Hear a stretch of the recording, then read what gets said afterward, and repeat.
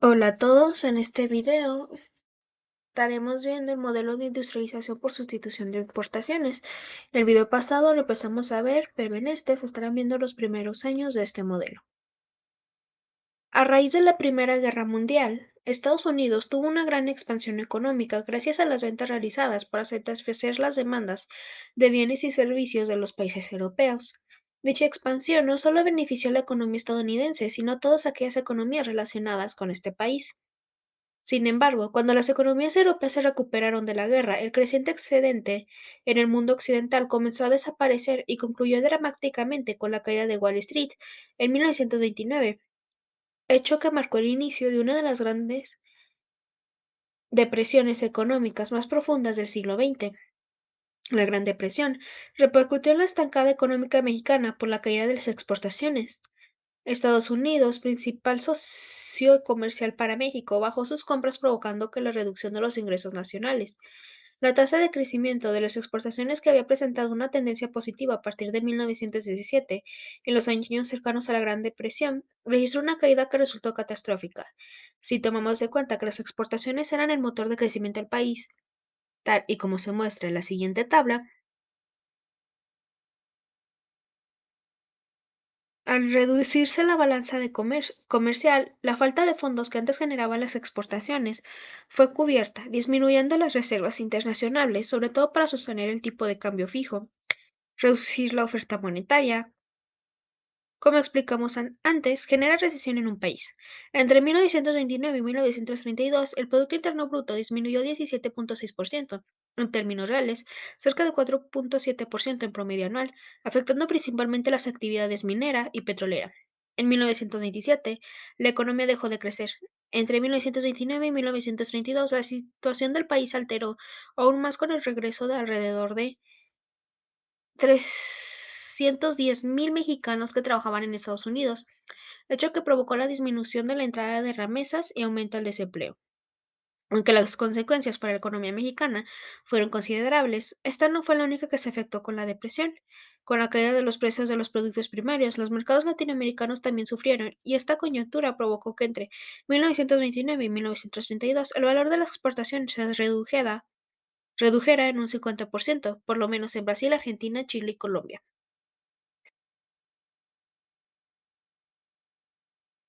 Ante la situación de agotamiento del modelo de crecimiento por exportaciones de productos agrícolas, el gobierno consideró pertinente implementar un nuevo modelo de desarrollo, el de industrialización por sustitución de importaciones. Este es uno de los antecedentes que se vio en este modelo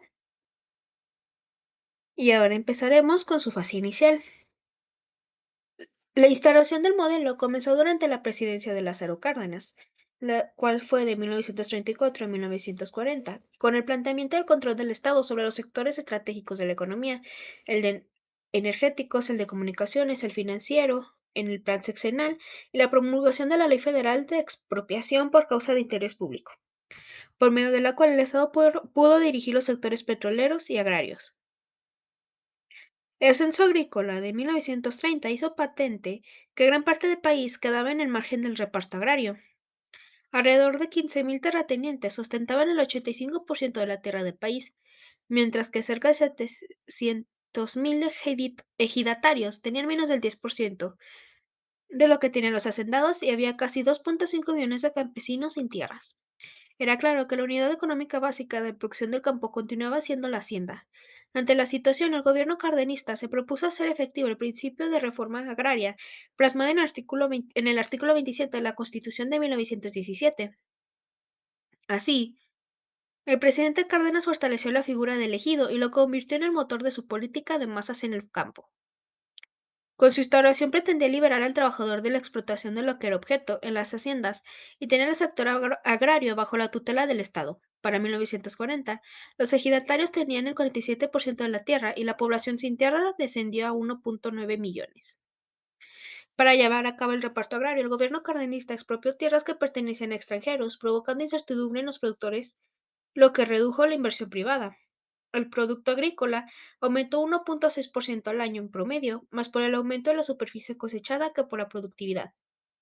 No obstante, el éxito de la reforma, la producción agrícola dependía de circunstancias como la demanda de cultivos, la capacidad de riego y el respaldo político. Al inicio de la década de 1940, ya bajo la presidencia de Manuel Ávila Camacho. A la larga, el reparto agrario tuvo mayores consecuencias socio- psicológicas que económicas, pues, como explica aquí, en su artículo La Revolución Mexicana, su dimensión económica en de 1900 a 1930, fomentó la organización y la participación política campesina, impulsó la educación rural y confirió al ejidatario un sentido de orgullo, un espíritu independiente que contrasta con el servilismo del peón. Cárdenas propició también el control del Estado sobre el sector energético mediante la expropiación petrolera, la explotación del petróleo, recurso básico de la generación de energía, durante la última parte del siglo XIX y las primeras décadas del XX. Estuvo en manos de grandes empresas extranjeras, principalmente inglesas, holandesas y estadounidenses. A partir de 1922, la producción petrolera comenzó a decrecer y solamente el 1% de la producción total se empleaba para el consumo interno. En 1928, esta proporción se incrementó a 21% y para 1932 se elevó a 37,5%. El 16 de agosto de 1935 se constituyó el Sindicato de Trabajadores Petroleros de la República Mexicana y una de sus primeras acciones fue la redacción de un contrato que buscaba mejorar las condiciones laborales de los trabajadores. Las exigencias sindicales no fueron aceptadas por las compañías, por los que Cárdenas decretó la expropiación de las empresas petroleras el 18 de marzo de 1938. Con tal acción, el Estado comenzaba a controlar la producción petrolera, el Reino Unido rompió relaciones diplomáticas con México, y tanto los Países Bajos como Estados Unidos decretaron un embargo comercial y retiraron a su personal técnico. La tesorería de Estados Unidos dejó de adquirir petróleo y plata mexicanos y dio toda su preferencia al petróleo de Venezuela. El gobierno, presionado para cubrir las necesidades nacionales y exportación, se vio aliviado gracias al ingreso generado por el petróleo. La producción del crudo constituyó el 70% de las exportaciones y un tercio de los ingresos públicos. Sin embargo, ello provocó que las finanzas públicas comenzaran a depender de la producción petrolera.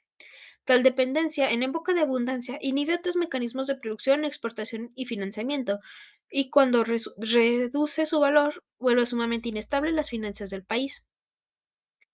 La expansión económica comenzó a ejercer presión en la balanza de pagos cuando las exportaciones perdieron competitividad por la creciente sobrevaluación del peso. Las autoridades decretaron su libre flotación al mismo día de la expropiación petrolera, gracias a la política cardenista que, a pesar del señoreaje, logró aprovechar los ciclos económicos fiscalmente y con déficits más bien pequeños cuando se presentó una nueva recesión estadounidense, más severa pero de menor duración. El Producto Interno Bruto solo disminuyó su ritmo de crecimiento en 1938, pasando de 6% a 1,6%. En la década de los 30, la presencia del sector industrial en la economía aumentó. Sin embargo, el rasgo más distintivo durante la fase de inicio del modelo fue la transición de las importaciones hacia el sector de servicios como el turismo y los bienes del capital. Como se ha mencionado, el sector exportador redujo su importancia y el desarrollo dependió más del mercado interno. Y esto es todo por el video de hoy. Muchas gracias. Nos vemos en el siguiente.